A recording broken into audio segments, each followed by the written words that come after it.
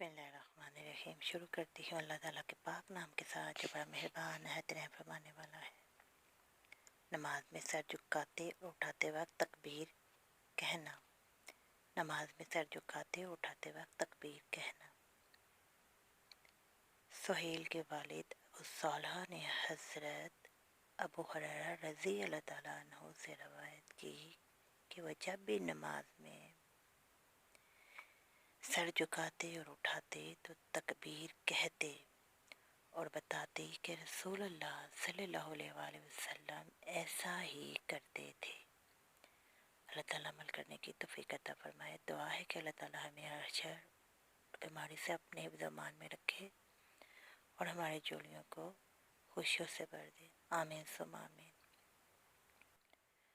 أعوذ بالله من الشيطان الرجيم بسم الله الرحمن الرحيم ألف لام